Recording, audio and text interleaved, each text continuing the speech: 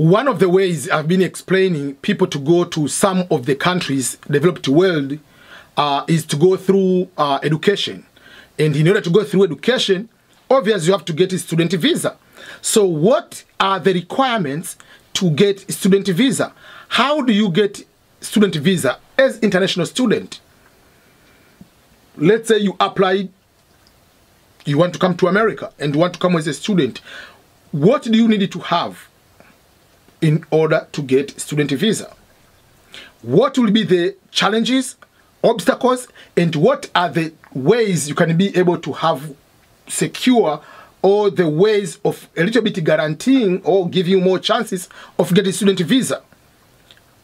When I'm talking about the US visa requirements for international students are more or less the same with the requirements for the student visas in other countries in the developed world. So this will be just like the general student visa requirements, and I'll be giving some exception on certain countries when I talk, for instance, about Norway, for instance, about when I talk about the visa requirement versus the visa requirement in America, I'll be pointing some of those smaller differences from one country to another. Welcome everyone, this is Ernest Boniface Makulilo EBM, and I welcome you to my YouTube channel, EBM Scholars, the headquarters of opportunities, where we share opportunities and different ways to succeed and reach our excellence. If today is your first time to come to my YouTube channel, thank you, and consider subscribing to my YouTube channel. Remember to share this video to others. If you are not a student, you are not looking for an opportunity to become a student, just share the video to others and like this video. By liking, you are recommending, you make YouTube to recommend my video to other people so much they will be able to also access these kind of opportunities. So there are two ways on how you can be able to secure or have a higher chances of getting visas. Number one, obviously it will be a route of scholarship, and another one on your own. So these are two ways you can be able to use. But let's go down. If you are going to apply for a student visa, first of all, you have to be admitted at the university. You have to be admitted at the school you're supposed to go. Because it was funny, one day someone told me, oh, there is one guy in Canada, his agent is helping us to get the student visa. I asked, what is your education? You mentioned the level of education. So how does the person go, oh, you just pay the money, he's going to give you all the documents, and then you are going to get the visa. I said, do you know student visa means you are a student. You have to be admitted at the university to get that visa first of all. Oh, I didn't know that. Yeah, you don't just get the visa and you go to that country to find a university. So from day one, you are going already assigned to a particular university.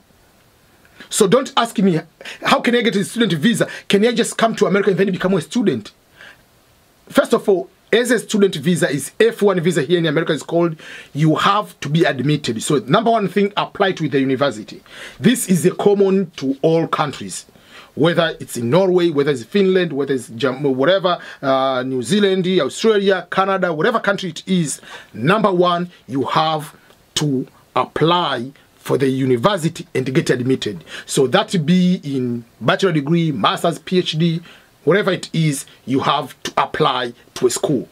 So each country, each university might have their different regulations or procedures on how to apply. That's not purpose of this video. Apply, get admission for the level you are going to study. So let's say for this particular way, you are applying for a bachelor degree or master's degree or PhD, you got admission. Apart from admission, then the second part, it comes to the finances. In order to be allowed to go to apply for that particular visa, you have to tell the university first, how are you going to pay for the school? You tell the university first. In America, plan is this way. When you apply, you get admission. So there are two ways. If you are given a scholarship by the university, it will be part of the admission letter. if you are given admission without scholarship, as a self-financing student, they will tell you you don't have a scholarship, you're just being admitted. That means then that is the second part. So it will be that if you will be cover the cost, everything on your own. And the cost is divided into two. There is a cost which is going called tuition and fees, and then there is living expenses. The tuition and fees, tuition, it means the amount of the money we call school fees is the amount of money you pay the university direct related to the course of study. Fees might be student fee. Fees can be insurance. Fees can be other things related.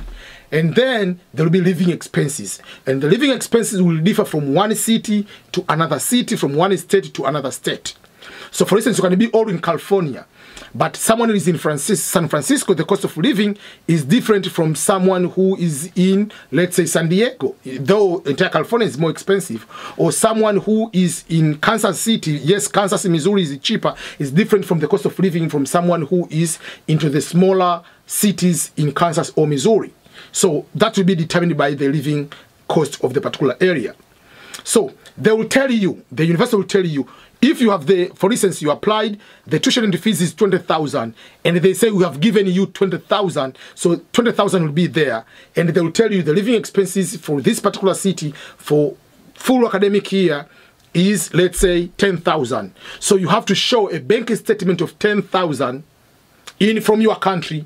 That means I'll be able to cover this one. Then they'll give what you call immigration form number 20, I-20. That form, along with the admission, then you are going to fill what you call service and other application, visa application form. Then you are going to the visa interview. That is in America. In Norway or Scandinavian, there is no tuition and fees. So if there is no tuition and fees, when you apply, if you get admission, obviously there will be no tuition and fees is this amount. There is no that one. There will be living expenses. So you have to show how much money do you have for the living expenses. And the living expenses you have to cover, the cost of living in Norway, average per year is about 12,000 US dollar. So you have to show 12,000. And by showing, it's different from America now. For instance, in Norway, they don't want for you to show from your microfinance bank, whatever bank you have in your own country. They want for you to show the money which is in the bank in Norway. So if you do not have account in Norway, which you don't have, or you don't have a friend in Norway to say, like, which I don't agree to give you money from your friend, whatever, you are allowed to give the money you deposit into the school bank account, the university in Norway. Then the university will give you a letter that, okay, you have satisfied the condition that you are able to pay. In America, they give you I-20. In Norway, they don't give you I-20. You have to show the money is in the Norway bank, and they give you a letter of showing that you have the money. That letter for admission and the letter you have the money, then you are going to the Norwegian embassy to apply for the visa. In some of the universities in England, if not mistaken, I don't know if they have changed. It used to be if you have the money, you have to pay also to the university first. So it depends on country to country. Then when you go to the US embassy, so if you don't have full scholarship or you have partial scholarship, the remaining amount you have to prove that you are able to satisfy. If you are going as a fully self-financing student, yes, on the I-20, for instance, in America, you have this bank account. So the same bank account and the statement you'll use the same one to go to the visa interview to show that you'll be able to pay yourself over there. But if you have, the question you might be asking me, what if I have full scholarship? Will I need to have any other documentation like bank statement? This will be a perfect example, and I'll have the perfect answer for you. My first visa was coming as a Fulbright scholar. It was a full funded program by Department of State through US Embassy. So I didn't have to show any documentation because it was full funded. When I was going to do my master's as F1 international student at the University of San Diego, I had, first of all, I was given 36,000 for tuition and fees. And I got another external scholarship from Rotterdam Ambassador, 24,000. So I took both of these one. So admission letter with 36,000 and proving that I have extra money. So I showed those one. I didn't have to show bank statement. If you are fully funded, you are all covered. You don't need any bank statement.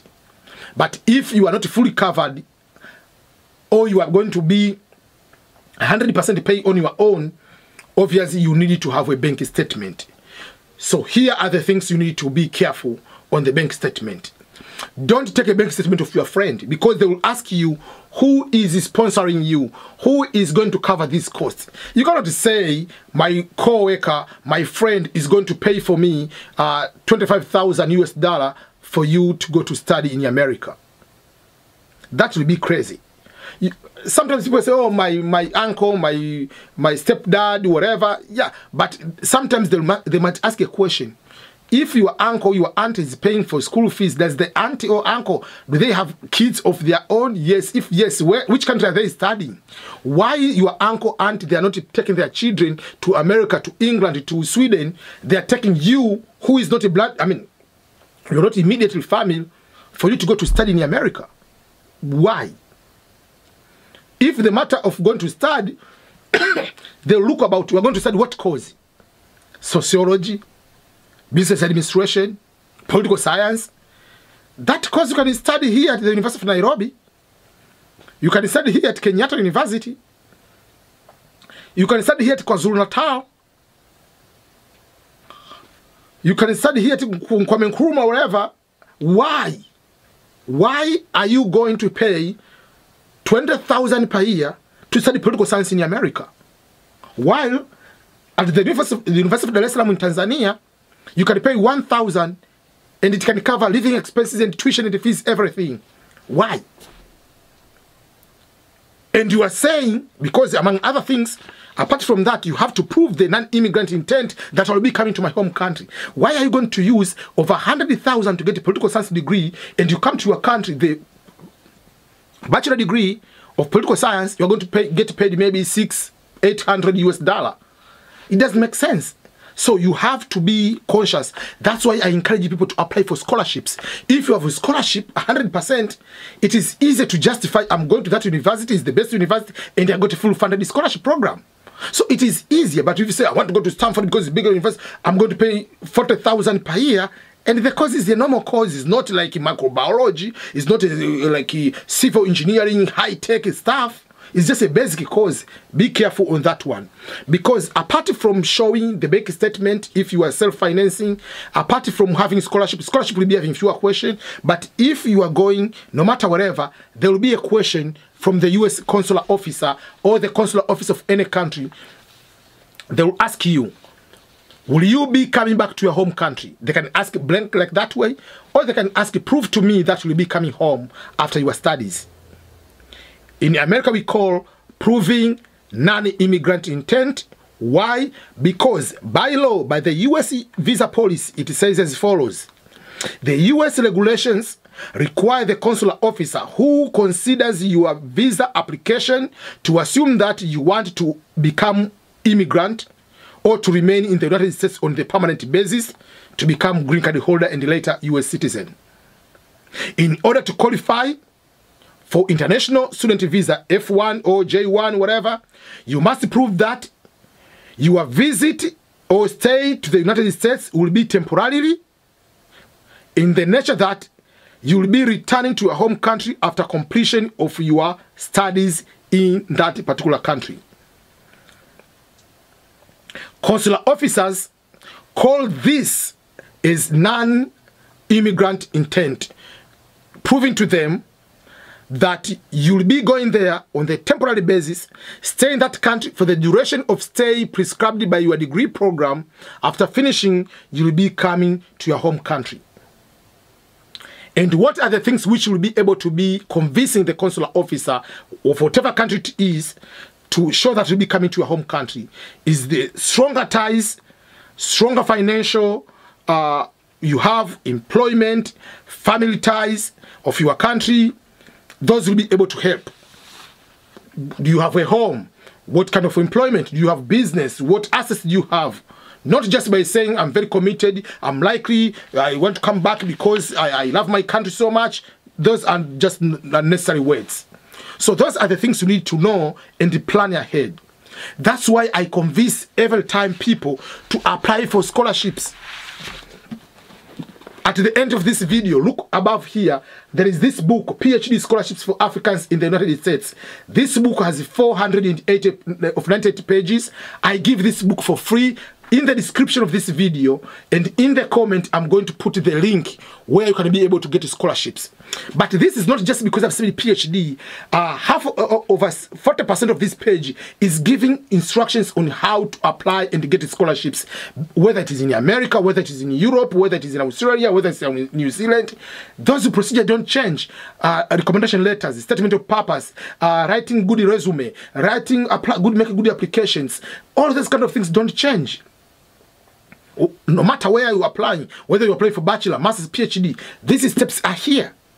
So get this free book through the download, so that once you get full funded scholarships, you'll likely be able to be getting scholarship and getting the visa without a problem.